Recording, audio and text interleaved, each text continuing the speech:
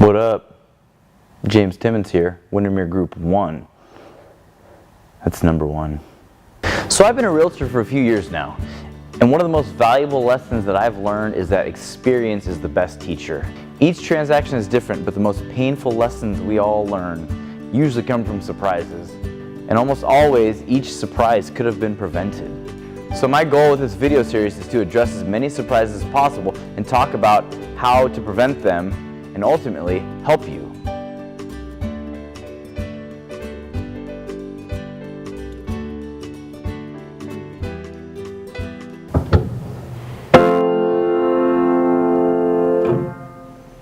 Oh, hi! That's the sound of a 35R being satisfied. Oh, you don't know what that means? Well, you're about to find out. Karate kick! When I'm showing a house and my buyer falls in love, I can usually tell by their countenance and their body language. They go from being a little skeptical to suddenly mentally moving in. So after the buyer has made their decision, we usually write up the offer. And the offer is drafted on the purchase and sale agreement, which is usually accompanied with the inspection addendum. But after all the joy and excitement, buyers tend to start second guessing their decision because they realize that they're making a pretty large investment. So the inspection addendum allows buyers 10 days, consecutive days, not business days, to order an inspection and then figure out all the items that they want to address and then give it back to the listing agent, and then the listing agent gives it to their seller, and the seller gets to decide what they want to address and what they don't want to address. This is usually one of the biggest negotiating points of the transaction. So let's now look at this from a seller's perspective. Let's pretend that the buyer wants all the advantages of a new home, but they're purchasing a resale.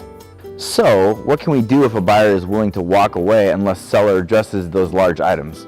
This is generally one of the times when using a realtor comes to your advantage. In most cases, the seller should know what they're going to net from the sale of their home.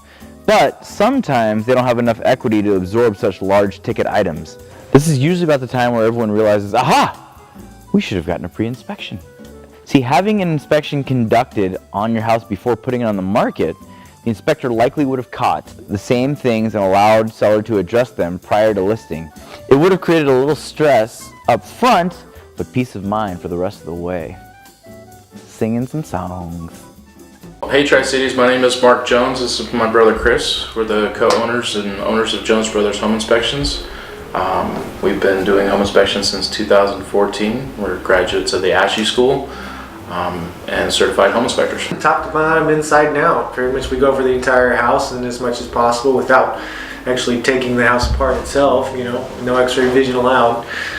We pretty much go into every nook and cranny, every surface, going up on the roof or into the crawl spaces as much as possible and check and see if we can actually determine if there's anything wrong with the house. Usually if something serious is going wrong, we can see some kind of evidence of it, but you might not necessarily see it in the regular house, so we look everywhere. At Jones Brothers, we offer two different options for that. We have a seller's inspection, where it's pretty much a complete home inspection with an inspection report, and then what we do is offer a verbal consultation for people that are interested in putting their houses on the market.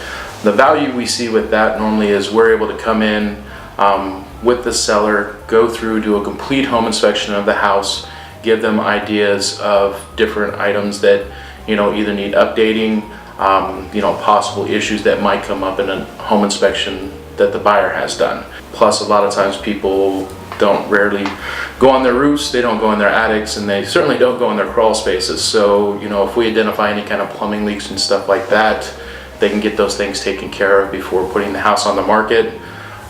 That way they know that the house is ready to go, and that when the buyer has their home inspection, everything should go through with flying colors.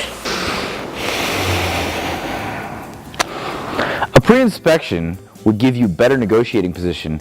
It could save seller money by using the contractor of their choice and possibly knocking out some of the items themselves. And from a marketing standpoint, the buyer is subliminally predetermined to have a positive and forward-thinking transaction with you. The house was well taken care of. One of the biggest surprises is the inspection. In my experience, we've had buyers ask for more than what is customary and perhaps lost the house they really wanted. If you'd like to know more, hit me up.